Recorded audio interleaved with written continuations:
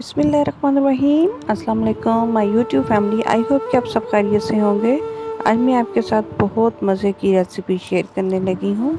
मेरी वीडियोस को लाइक करें, सब्सक्राइब करें और साथ ही बेल आइकन के बटन को प्रेस करें। इनमें हमें जिन चीज़ों की ज़रूरत है वो मैं आपको बता देती हूँ। एक पैकेट मैंने बारीक सवैयों का ले लिया है और गार्निश के लिए मैंने बादाम और पिस्ते ले लिए हैं। एक प्याली मैंने शुगर ले ली है और कस्टर्ड पाउडर जो है वो मैंने 4 टेबलस्पून ले लिया है। 1 लीटर मैंने फ्रेश मिल्क ले लिया है। आप लोग चाचा पैक भी ले सकते हैं। अब चलते हैं हम लोग आगे और मैं आपको बताती हूँ कि सबसे पहले हम लोगों ने जो सेवइयाँ ली हैं इनको अच्छी तरह से और हम लोगों ने बारीक कर लेना है, क्योंकि ये जितनी बारीक हो जाएंगे ये लंबी होती हैं। इनको हम बारीक करेंगे तो उतना ही हमारा जो रिज़ल्ट है वो अच्छा आएगा। मेरी वीडियो को लाइक कीजिएगा। अगर फर्स्ट टाइम में मेरे चैनल को देख रहे हैं तो सब्सक्राइब ज़रूर कीजिएगा और साथ ही बेल आइकन के बटन को प्रेस करना मत भूलिएगा। और ये देखते जाएं जी, इस तरह से करके मैंने इसको बारीक कर लिया है। अब मैं इसको आपको नेक्स्ट स्टेप बताती हूँ कि हम लोगों ने क्या करना है। मैंने 2 चम्मच जो है कुकिंग ऑयल ले लिया है। आप लोग घी भी ले सकते हैं, बटर भी ले सकते हैं, ये आपकी अपनी चॉइस है।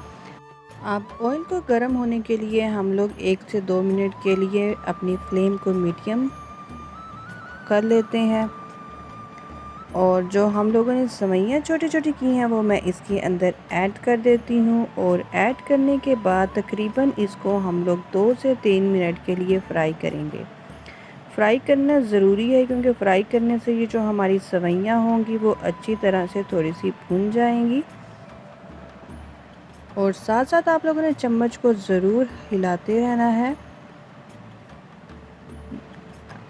अगर आपके घर में एमरजेंसी मेहमान आ जाएं तो आप लोग जल्दी से ये वाली रेसिपी बनाएं और उनको पेश करें। बहुत आसान और मज़े की हमारी ये रेसिपी तैयार होती है, तो आप लोग ज़रूर ट्राई कीजिएगा और कमेंट्स बॉक्स में मुझे बताइएगा।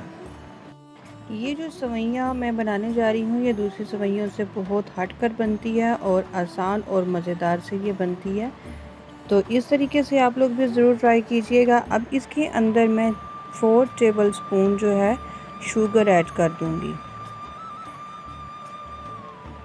हाफ़ शुगर मैंने इसके अंदर सेवइयों के अंदर डाल देनी है और हाफ़ शुगर जो है मैंने कस्टर्ड के लिए रख दी है। अब इसको अच्छी तरह से हम लोगों ने शुगर को इसके अंदर पकने के लिए छोड़ देना है।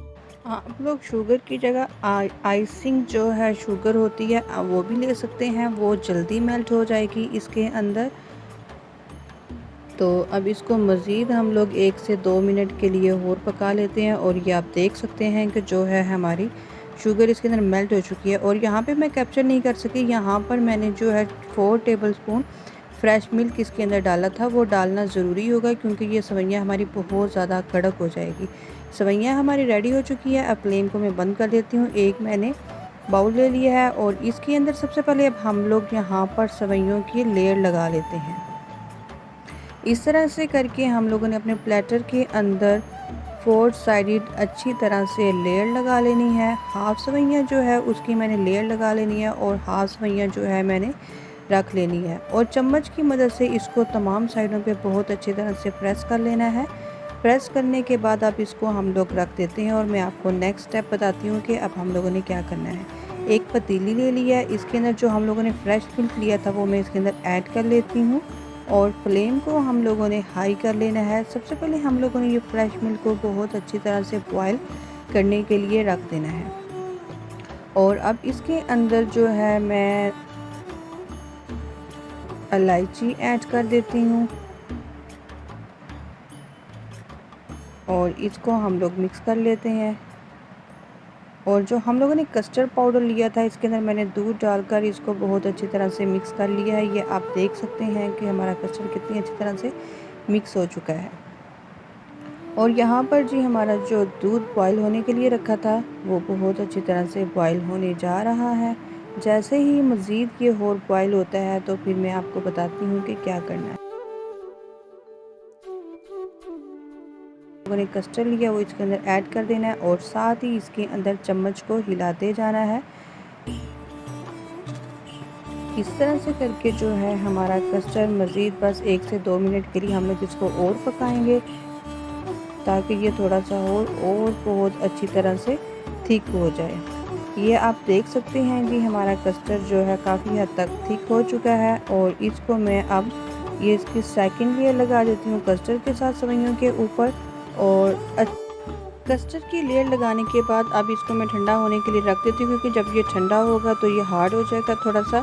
और फिर मैं आपको इसका नेक्स्ट स्टेप बताती हूँ कि हम लोगों ने क्या करना है। जो मैंने सेवइयाँ और रखी थी, अब उन सेवइयों को अपने हाथ की मदद के साथ इस कस्टर्ड के ऊपर तमाम साइडों से बहुत अच्छी तरह से फैला लेना है। हर साइड पे इन सेवइयों को अच्छी तरह से डाल दें और इसको इस तरह से करके आपने डालना है। और जो हम लोगों ने नट्स लिए थे वो मैं इसके ऊपर गार्निश कर देती हूँ। गार्निश करने के बाद तमाम साइडों पे हम लोगों ने चम्मच की मदद से प्रेस कर देना है। हल्के हाथों से आपने प्रेस करना है ताकि ये तमाम चीज़ें जो है हमारी कस्टर्ड और सेवइयों के अंदर ये नट्स बहुत अच्छी तरह से